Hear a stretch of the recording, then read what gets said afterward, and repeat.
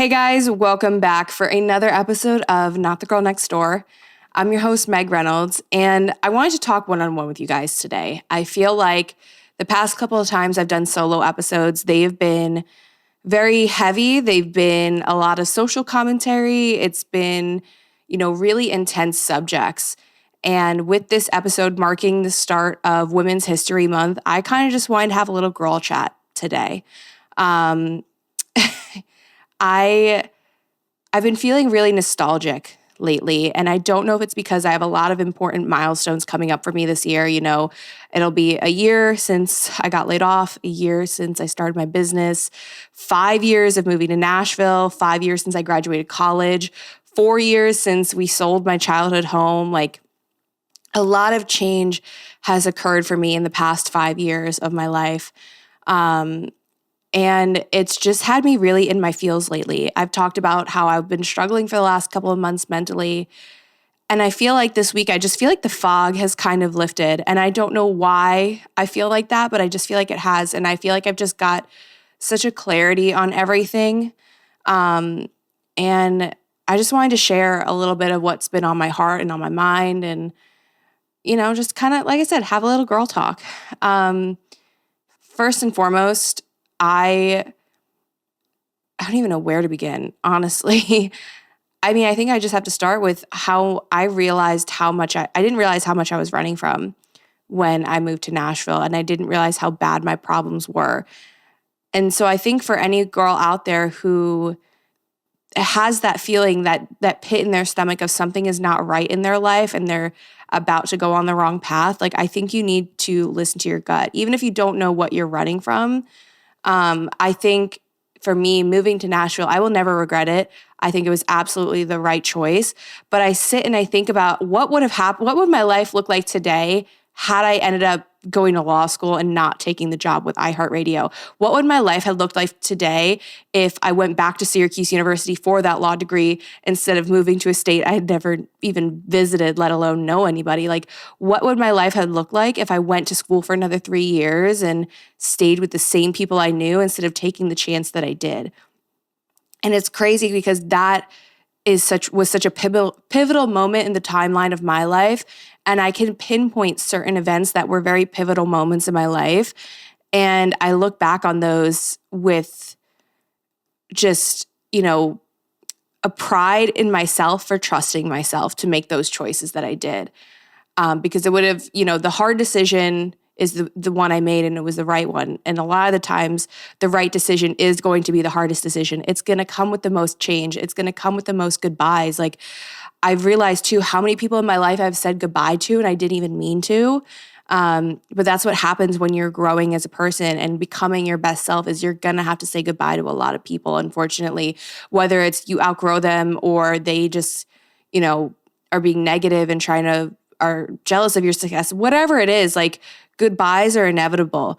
And in this chapter, I've just been reflecting a lot on the relationships in my life. And like I said, I didn't realize how many of my problems I was running from. And, as much as moving to Nashville changed me as a person and was absolutely the best decision for me, it still didn't fix the problems I had with myself. No amount of external change in your life is going to fix the problems you have within you. And that was something that took me years and years to learn. And I can sit here and say, I wish I learned this lesson sooner, or imagine how much farther I would be in my career if I'd learned this sooner. Like, no, because I'm on the path that I was meant to be. And, obviously being a business owner now too, I can sit here and say, like, why didn't I leave iHeart sooner and start my company? Why didn't I start touring sooner? Why didn't I pick up a camera sooner? Why didn't I do this sooner? It's better late than never. I know that's the most cliche saying on the planet, but like, I think too oftentimes people get stuck in this like, if only I had started sooner, and they let that mentality hold them down and hold them back, so much so that then they're afraid to even start.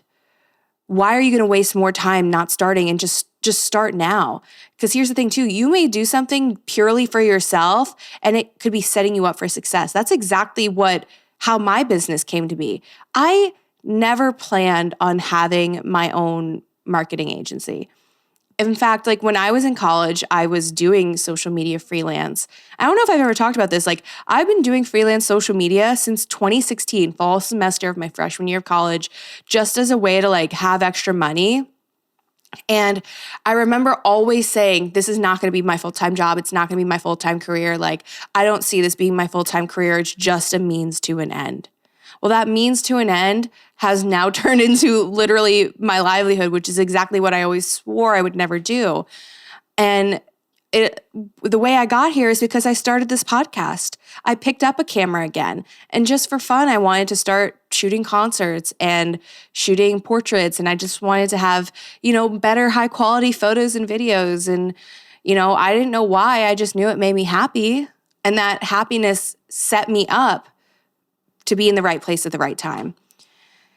And I can say, like I said, I can sit here and say, imagine how much further along I would be if I started this sooner. But again, imagine where I am going to be in the next 4 years. Like I'm 26. I've still got 4 years left in my 20s. That's, I got plenty of time. And I feel younger now at 26 than I did when I was 23 because I was putting so much pressure on myself to have my life figured out, to get married and settle down. And like, I almost was robbing myself of my youth in a way. And I look back now, and you guys know that trend of like, oh, if I had coffee with my younger self, like I would give myself a major bitch slap across the face and and just shake her and be like, what are you worried about? Like not even, screw the bad relationships and the toxic friendships, just genuinely like wanting to shake her and say, what are you so afraid of? Because I think I was just always so afraid of not being liked and all those things. But I never had those relationships where people saw me for me. And I distinctly remember, in my last relationship, not feeling seen, heard, or loved and safe. And, I've been single for a good couple years now, of course, been dating, whatever, but no one's serious. And as much as I love my single era, I do want a relationship. And it's okay to admit that. I think there's a stigma of if you say like, oh, I want to be in a relationship, I want love, that you're not fulfilled and happy on your own. Two things can be true at once. But for me, I think I've been ashamed to admit that I'm terrified to get into a relationship again. I'm absolutely terrified to fall in love again because obviously you guys know, like my last relationship ended with him saying, I realized I don't love you and I'm just doing what I have to do to keep you around. That is painful. It's painful to have the man that you love look you and like say that to you. It's painful for, especially because we were working on our issues and I thought we were finally going to be happy. And I got the rug pulled out from under me. So I'm terrified to get into a relationship again. I'm terrified to get into a relationship where I feel like I've been bamboozled and lied to. I'm terrified to get in a relationship where I'm lying awake in bed at night, silently crying to myself because my partner doesn't understand me. They don't see me. They don't value me. They don't protect me. Like, I am so terrified to get in a relationship and just lose myself again after all of the hard work I have put in on myself to heal my old wounds. I am terrified to get into a relationship with a partner who hasn't done that same work. And the thing is like, I can do all the vetting that I want. Their triggers aren't going to be triggered until they're in a relationship just like mine. And I think the most important thing for me to recognize, and maybe for you too, is like, you're never going to, love is a blind leap of faith if we're being real here. It's a blind leap of faith, but you have to not only trust in yourself enough to know, okay, I will get out of this if and when it turns bad. Just like you have to trust your partner enough to know that they will not harm you. And that's a really scary thing to do. It's a scary thing to like take your heart and put it in somebody else's hands. But that's what love is. It's a blind leap of faith. You're never going to know if you're going to get divorced when you walk down the aisle. You never know what kind of father your partner's going to be until you have a kid in your hands. You don't know anything for sure. Nothing is guaranteed. But what I do know is that you need to have a good relationship with yourself and trust in yourself in order to identify when something is truly bad or you're just going through a rough patch. And like I said, all of these thoughts and feelings have come out of this like nostalgic mood I've been in lately. Like I've been having all of my friends send me old videos of myself from college that they have of me and old photos and collecting all those. I've been looking through my photo albums and, just calling my mom and asking her to dig up some stuff as well and reminiscing on everything in my life, every aspect of my life. And I don't know if it's because I'm finally happy and wishing I had found this sooner, or if it's just because I'm growing up and I recognize that my 30s that 30 for me is a lot closer than it is to 20 at this point or whatever. I think I said that weird, but you guys get my point. So I don't know where this nostalgia is coming from, but it's made me realize how far I've come and how much growth I've had. And I think a lot of people wonder, like, how do I know if I've grown? How do I know if I've become the person that I want to be, or if I'm closer to becoming that person? And I think you just need to ask yourself, like, would you trade places with yourself a year ago? Your current day self, would you want to be the person that you were 1 year ago? If the answer is no, congratulations, then you've grown. And if the answer is yes, then you need to sit and evaluate, okay, what the fuck has gone wrong? And it's okay if you've taken a step back. That's life, unfortunately. But I just think that we are our own worst critics, and we're always so hard on ourselves. And I always talk about how I think the worst mindset for somebody to have is the I'll be happy when mindset. This is something that I've, noticed in my own life. I've noticed it in the people around me. And I call it the I'll be happy when mindset because that's what people say. It's I'll be happy when I make X amount of dollars. I'll be happy when I get this promotion. I'll be happy when I go on that vacation. I'll be happy when I lose that last 20 pounds. I'll be happy when. Why are we hanging our happiness on something that is down the line? You should learn to be happy in the place you are currently at while you're working towards your goals. And this is especially true for business owners. I see so many business owners being so hard on themselves and not happy and being like, I'll be happy when I have that first 20K month, 50K month, 100K month. And it's like, you just keep kicking your happiness down the road like it's a can on the side of the street. And you're wasting your own life. And then what happens? You finally get that thing that you said you'd be happy when you got, and it doesn't hit the way you thought it would. You still feel like something is missing. And you know what's missing? It's that relationship with yourself. And so the I'll be happy when mindset is truly just the epitome of you're robbing yourself of your own joy. And I've watched that in my dad. And I think that's really where this mindset for me came from, because I always saw him saying that I'll be happy when I can retire. I'll be happy when I can do this. I'll be happy when. And I didn't want to delay my happiness any further than I already had. Because again, I look back at my younger self, and as much as I want to bitch slap her, like I get sad for her because she felt such a rush to grow up. And I think that's true for a lot of us. Like we always are looking forward to growing up, and we romanticize it. And, oh, when I get my license, when I graduate high school, when I go to college and da-da-da-da. Like I wish I had lived in the moment more. If I had I don't have too many regrets in my life, but I think if I had one regret is that I wish I lived in the moment more and appreciated the little moments more. I always say it's the little moments that matter, but I don't think I truly appreciated them when I was younger until I got older. And all of these things have kind of come out of the nostalgia for me and just reminiscing. And there's just so much that's happened. And it makes me excited to know where I could end up in the next 4 years, because it's been, as much as there's been really high highs and there's been really low lows, there's been a lot of just small, precious moments in between that, I'm learning to recognize more. And while we're on this topic of nostalgia, I think it's so important to talk about how nostalgia is in the media these days.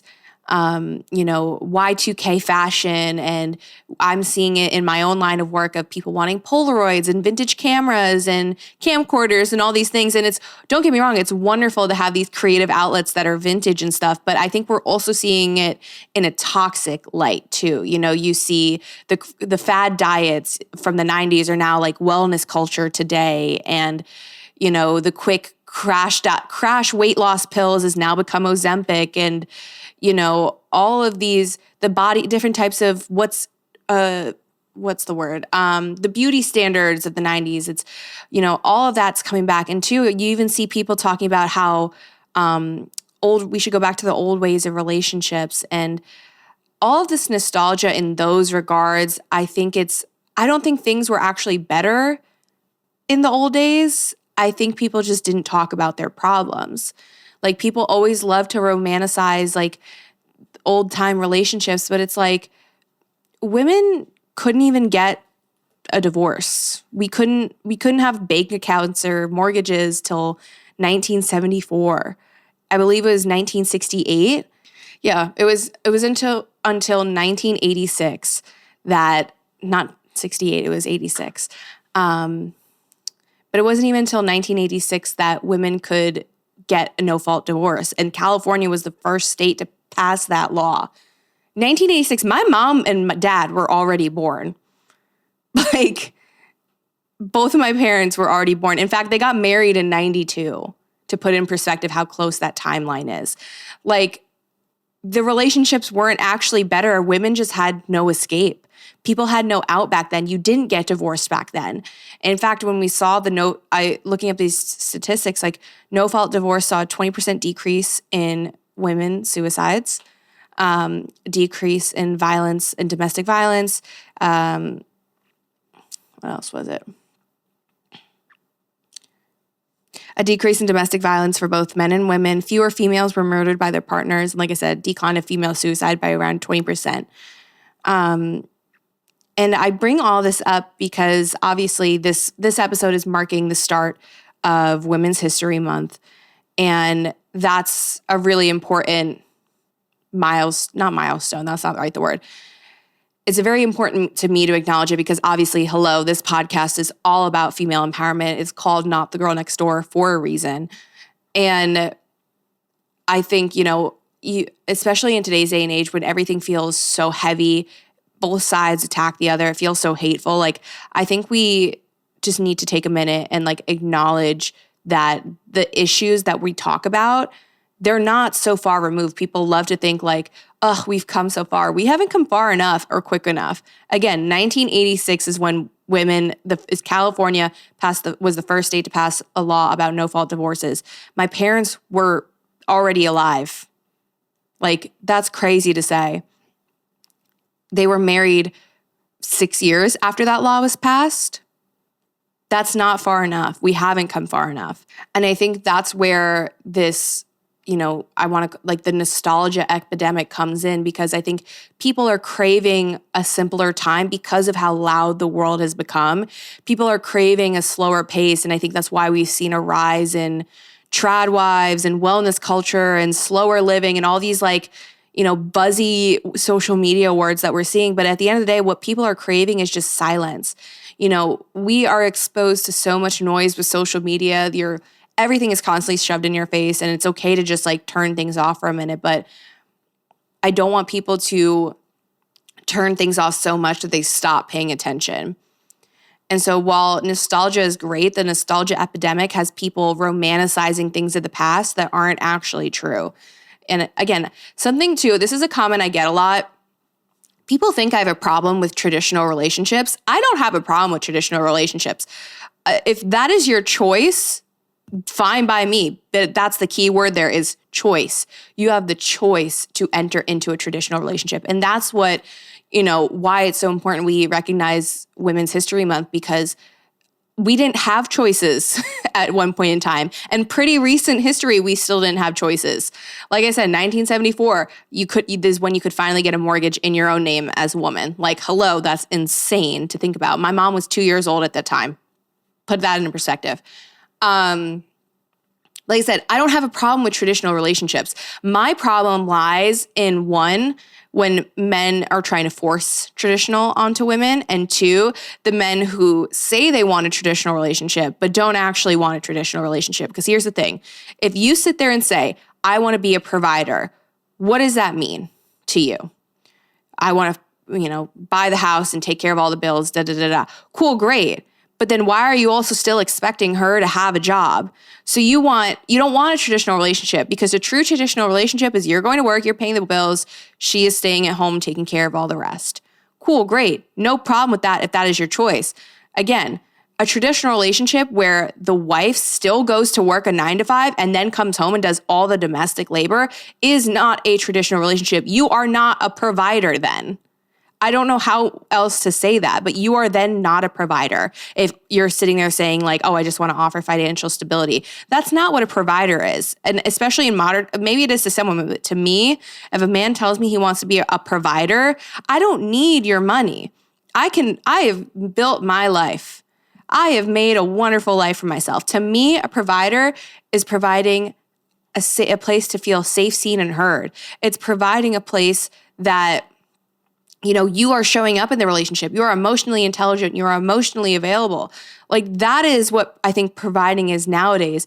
And I think, when we talk about this male loneliness epidemic, that's where it's coming from. You have these men who sit there and say, ugh, I can't find a traditional woman. I want a traditional woman. No, you don't, buddy, because the first thing you do is call girls a gold digger. That's not saying you want traditional. You can't afford a traditional woman. You can't afford a traditional lifestyle, unfortunately. And instead of getting mad at, the external forces that are the reason for that, you're getting mad at women. It's not their fault that you can't afford that. So no, I don't have a problem with traditional relationships. I have a problem with these alpha red pill types who don't actually understand what a traditional relationship means. I have a problem with these men who call women selfish because they don't want to settle down and have children, when statistically, having kids and marriage sets women's lives back. But here's the thing too, if you're the man in a relationship and you have a child and you're sitting there saying like, oh, my life hasn't changed at all, you're not doing enough. You are not showing up enough for your partner if you're sitting there saying, my life hasn't changed at all since having a kid. That's a problem. And you wonder why women don't want relationships. But to go deeper than just this quote unquote male loneliness epidemic, I want to talk about community in general, because again, with this nostalgia epidemic has come a lot of talk about just relationships in general, friendship, community, all that stuff, and the breakdown of it. Because we have seen a breakdown in community. And the problem is people are not buying into community the way they used to. What I mean by that is people a lot of the times nowadays are selfish. There's no other way of putting it. People are selfish. And so it's a lot of take without a lot of give. People want others to show up for them, but when it's their turn to show up, they're nowhere to be found. They're like fucking Houdini. What happened to them? I have seen that not just in the media and just other people, but I've seen it in my own life. People who expect me to show up for them are nowhere to be found when I need them. And I've watched my friends go through this. You cannot sit there and say someone's not showing up for you when you bail on them constantly. You cannot say somebody is MIA when the second that they need you, you're too busy. I keep seeing this happen time and time again, where people are mad that someone is taking their energy back. Don't be shocked when someone stops reaching out to you if you're canceling, if you're bailing, if you are not reaching out to them ever. Relationships are a two-way street. Friendships, romantic ones, even family relationships. It's a two-way street. And I hate to say it, but complacency is where relationships go to die. When you get too comfortable in any sort of relationship, that is the beginning of the end. It is effort. I'm not sitting here saying you need to talk to all of your friends every single day or every single week. Or hell, I've got friends that I haven't talked to in 2 months. But when we pick up the phone and call each other, it's no time has passed. Or if I text them and say, hey, I really need you, I know they're going to be there. Every friendship has its own dynamic, and it's up to you to decide what dynamic is right for you. But what I'm saying is you have to buy into community and friendships. It's like a poker night. Gotta have a buy-in. You have to have something to offer people. I hate to say it, but I think the biggest culprits in this scenario are the girls who get boyfriends and then drop all their friends and just disappear. I hate to say it, but I see that happen far too often. And I know for me, I've done this. I'm not guilt-free. I did this when I was in relationships. Like, it's so easy to also, because you're in love and you just want to spend all your time with the person that you love, but you neglect your friendships so much. And then you start getting left out of things and you're wondering, why am I being left out? Why is no one talking to me? Like, it's because you've just dropped everyone. You probably, what went unnoticed to you is you're getting invited places and you're saying, oh, sorry, I already have plans with my boyfriend. Or, oh, sorry, like maybe because I don't know if we're going to have plans. You're prioritizing a guy over your friends. And that's not girlhood. That's not being a girl's girl. And, I think too, something I want to say with this being Women's History Month is you got to stop hating on other girls. Okay. Like, at the end of the day, like, yes, not everyone's nice. A lot of women can be really catty. In fact, for some reason, I don't know why this is still a thing, but like women are like, I feel like there's going to be what's the word? Like a girl's biggest hater is always another woman for some reason. Whether that's, and it's usually jealousy, insecurity, whatever you want to call it. I think, obviously Monica Lewinsky just did an interview with Call Her Daddy. And I think that episode is a prime example, and the Monica Lewinsky situation is a prime example of how a woman's biggest hater is always another woman. So we got to stop that behavior. But at the end of the day, like, if a girl is going to be, frankly, a bitch to you, you don't owe her that kindness, but you should still be, you don't owe her being a friend. You don't owe her anything, but at the end of the day, you should still be a human. You should still have human decency. Like, I'm going to be a girl's girl to other girls who are girls, if that makes sense. But I'm never going to go out of my way to just frankly be bullying another girl or disrespectful to another girl or leaving hate comments to another girl. Like, society is hard enough on women. We don't need to be adding to the issues. We don't need to be tearing other women down based on their looks, all these things. Like, it's just really sad to see that in today's day and age, when women's rights are so under attack, women still cannot come together, and instead we're still being catty. Like, I don't even want to lie. Like, I've seen it. Like, this may sound anti-feminist of me or whatever, but like, women can be fucking mean. Women can be so catty. I've seen it. And hey, I've done it too. I have said my fair share of nasty things about other women simply because I was just fucking insecure and I was jealous, whatever the thing is. Like, but I've been trying to be so much more self-aware of that, of where my comments coming from, what emotion is behind this thought. Like, because at the end of the day, like, talking shit on another woman, it doesn't show anything about her. It only shows about you. Okay. And sitting there trying to tear another woman down for her success, it says nothing about her. It says everything about you. And at the end of the day too, like, the people that I've noticed, like, when I've heard of someone talking shit about me, it's never been from somebody who I'm jealous of. It's never been from somebody who I'm like, oh, I wish I was them. It's always from somebody who I would consider in a worse off position than I am. Like, the comments are never coming from somebody who I look up to and idolize and is a role model. Like, it's always from somebody that I'm like, are you fucking kidding me?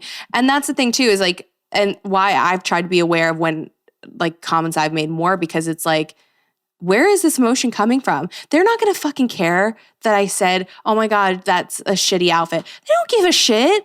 Like, what is the point? It's a useless energy. Like, I don't know. But all that to say, I think between relationships with female friends, community in general, romantic relationships, like, there is a real loneliness going on these days. And it's because people are just not buying into real connections the way that they used to.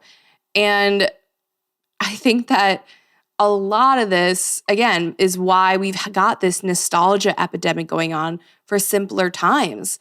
But the thing is, we're nostalgic for the wrong things. We're nostalgic for the wrong ideas. Like, it's romanticizing the wrong things. That's the word I was looking for. Like, the nostalgia is romanticizing the wrong things. Like, relationships back in the 50s and 60s weren't actually better. Women just didn't have an out. More than likely, and people just didn't talk about their marital problems. You didn't talk about Johnny down the street cheating with his best buddy's wife, and the other wife drinks herself to death. Like, no one talked about those things. We're romanticizing the wrong thing. But all that to say, like, this nostalgia epidemic, it's really coming about at a time when the world seems to be falling apart around us. And all we can do is look toward times when we thought things were better. But were they actually better? Not for everybody. But yeah, old things are just being made new. Like you've seen, we no longer have tabloids. We got Dumois and all these gossip accounts. The gossipy tabloids and talk shows are now TikToks. And you see all these fad diets. It's now 75 hard. And like I said earlier, Ozempic, like this nostalgia epidemic is really just a way for people to distract themselves from bigger issues.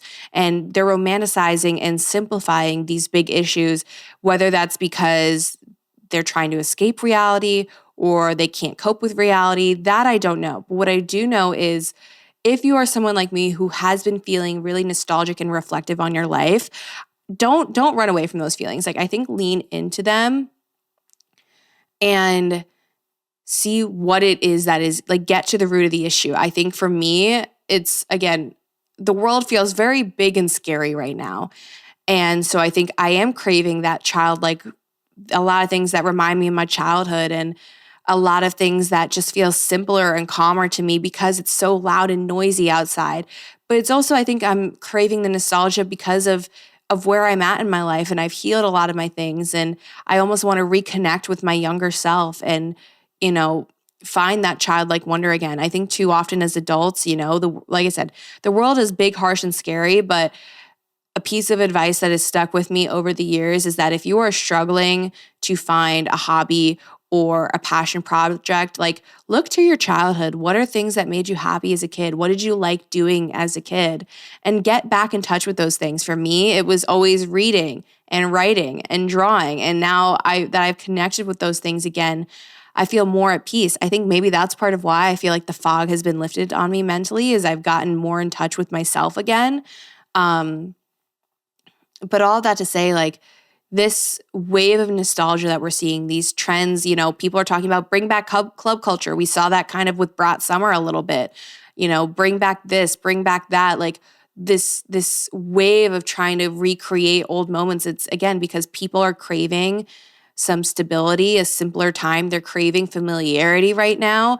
And all of that to say, I think if you're someone who is kind of like I said, oh my God, I'm losing my train of thought. This is what happens when I don't really prepare true talking points for an episode. I feel like I just talk in circles. I'm like losing my train of thought so quickly. I think it's because I'm also still sick. And so I don't feel great recording this, but it's fine. The show must go on. Like I said, the nostalgia epidemic is so, so real.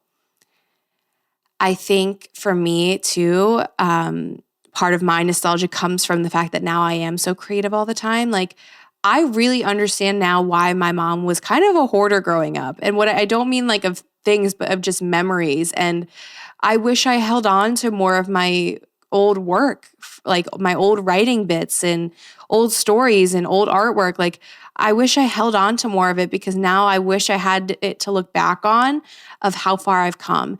And I think that's a message I have for any young creatives out there, is to hold on to your work and don't throw it away. Like hold on to that drawing you did in second grade. Hold on to that story you wrote in the fourth grade. Like hold on to those things because they're not, you shouldn't feel cringed at them. Like I know we like kind of go, ugh. Like don't cringe at it. Don't feel ashamed of it. Like hold on to it because it's a piece of your creative journey. And I know I have some bits, and I think some stuff is probably upstate with I have like a bunch of my childhood memories upstate at my dad's in bins because like, hello, I live in an apartment. I don't have room for that. So I'm sure there's more things up there that I've forgotten, but in this nostalgic era that I've been in, like hold on to your younger work. To any young creatives out there who may see this or listen, like don't get rid of things. Don't delete things. Don't just hold on to it because you never know when it's going to be the right time to share it. And that's something that I've learned from working in the music industry. I've seen so many artists say like, I wrote this song 5 years ago, 2 years ago, like however many years ago, and they're just now putting it out or they're just now recording it, like, or it was recorded years ago and it was never felt right to release. Like you just never know when is going to be the time to share your art or build upon your art. Obviously, I've talked a lot about me writing my first novel and how I'm building on that story I wrote when I was 19 years old. Like, it's crazy to me to sit and look back on old journals and the original story and just see how far I've come since that, but also try and get in that mindset again. But yeah, hold on to your work and don't feel ashamed of it. And to anyone else out there too, like, I think with this nostalgia epidemic, like I said, like, is it society? Is it psychological? I don't know what's going on, but I think it's important to, in this time, look inwards and figure out, where is this craving coming from for nostalgia? Where is the craving coming from for, quote unquote, a simpler time? Like, what is missing in my current life that I think this is the answer?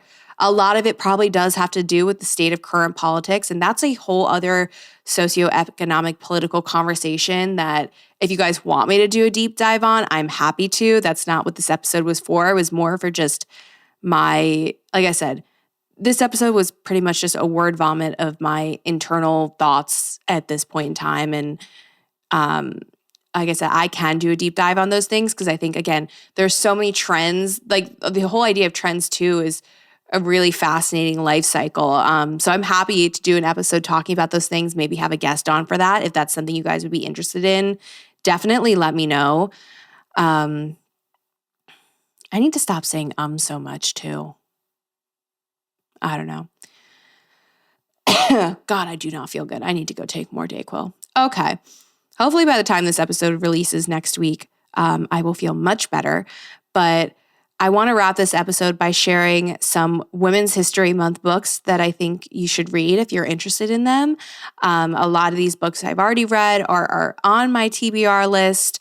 And I just think that for this month, if you could do one thing, it is to read and educate yourself, especially in this time when we're seeing books being added to banned book lists. I think it's so important to educate yourself on these topics. I've got lots of books. Some of them I don't have. Okay. First book I think everybody should read. It's Men Who Hate Women by Laura Bates. From incels to pickup artists, the truth about extreme misogyny and how it affects us all. I have been told that this book is extremely triggering. It's a really tough read, but it is, I think, so important. Laura Bates is a women's rights activist, and so she has researched this incredible book. I've heard so much about it. I can't wait to read this one. The next one I've also heard a lot about is, it's called Rage Becomes Her by, oh God, I'm going to so butcher her name. I'm so sorry if this is not how you say it. Soraya Shemali? I'm really sorry if that's butchered. But it's The Power of Women's Anger. I'm just going to read this excerpt. As women, we've always been urged to bottle up our anger, letting it corrode our bodies and minds in ways we didn't even realize. Yet there are so many reasons for us to feel angry, ranging from blatant acts of misogyny to subtle drip, drip, drip of daily sexism in every aspect of our lives. So I think this is another one that you should be reading in Women's History Month. Another one I think you absolutely should read is Hood Feminism. That is a powerful commentary on feminism as well. Notes from the women white feminists forgot. And that's true. A lot of feminism has been whitewashed, and that's something that I've even been trying to educate myself on. And so I think you should as well.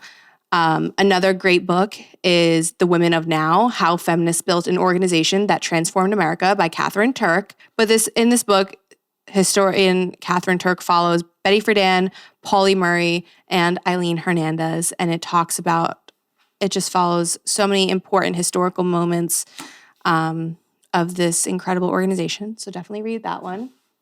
This one is, if you guys can't tell by the state of my copy, I read this thoroughly, and I've read it a couple of times.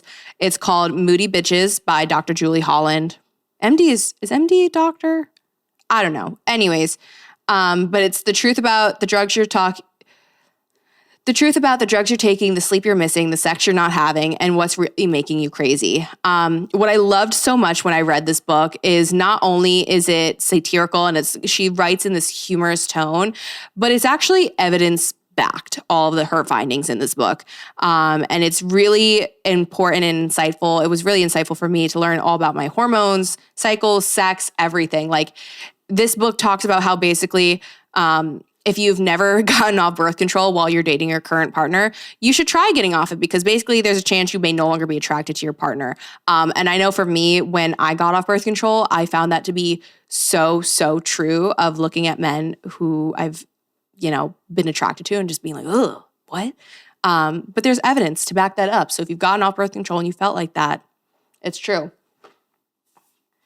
Those are just a couple books. But this one I think is just really freaking funny. It's not actually anything to do with Women's History Month. But so this is How to Piss Men Off by Kyle Prue. So funny story about this. I was in this bookshop in Nashville called Parnassus Books, and the sweetest little old lady was helping me find all of these books right here to purchase. And when she saw my selection, she stopped me and she goes, before you check out, she was like, I have a book I want to show you. I think you're going to really like it. And I was like, oh, great. And I'm thinking it's going to be, I don't know what I was thinking it was going to be, but I was not expecting her to pull out this book of How to Piss Men Off. And she started flipping through it with me, and she was like, oh, it's just so fun. She was like, I was giggling to myself reading this, stocking it on the shelf yesterday. I go, I'm going to take it just because you thought to bring me over to it. So I would like to read some of the some of the lines in this, because they're just really funny. This one is this is good for Southern men. I could never picture you camping. And it says, say this to a man you're tired of having around the house.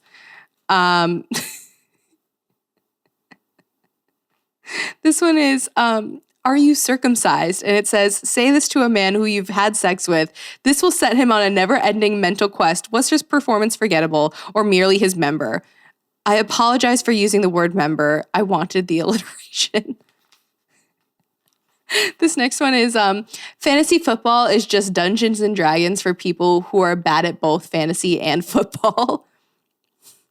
It says, is this a little wordy? It says, is this a little wordy? Yes. Is it true? Also, yes.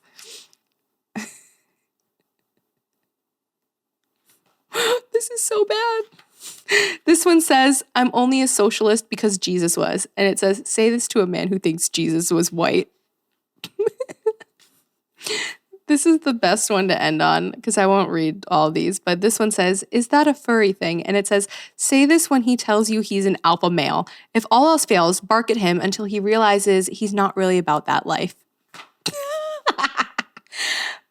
But all that to say, this Women's History Month, I think for my girls out there, I want us to focus on being kinder to each other. If you find yourself wanting to leave a nasty hate comment, or even if she deserves it, because let's be real, some people deserve the hate comments. I'm sorry. Even if people deserve it, sit with yourself and think, what emotion is this coming from? Is this coming because I'm just jealous of this person? And instead of being jealous, why don't you just keep working towards your own goals? Okay. Nobody got where they wanted to go in life by having their nose in everybody else's business. So I think, if you're a girl who's been missing her friends and feeling lonely, or feeling like you don't have friends, also sit and wonder why that is. Let's buy back into community. Let's, take these nostalgic feelings that we're all having and find the root of them. And maybe you can start building your own community once again. But yeah. That's pretty much all I got for you guys this week. I hope you enjoyed my monologue of internal rants and thoughts. I promise that I actually can't promise that I won't do it again, because it's my podcast. Hello. And yeah. But all that being said, I am your host, Meg Reynolds. If you're still listening, you know that by now, or maybe you don't. I don't know. I'm on sick brain so badly right now. ADHD brain. Anyways, yeah. Okay, I'm going to wrap the episode here because my throat hurts from talking so much because I'm still sick and I really want to go take more Dayquil. But yeah, like I said, I'm your host, Meg Reynolds. This is Not the Girl Next Door podcast. Wherever you're listening, make sure you subscribe and leave us a 5-star review. Subscribe to our YouTube channel if you haven't already. And I will see you guys next week for another episode. Bye for now.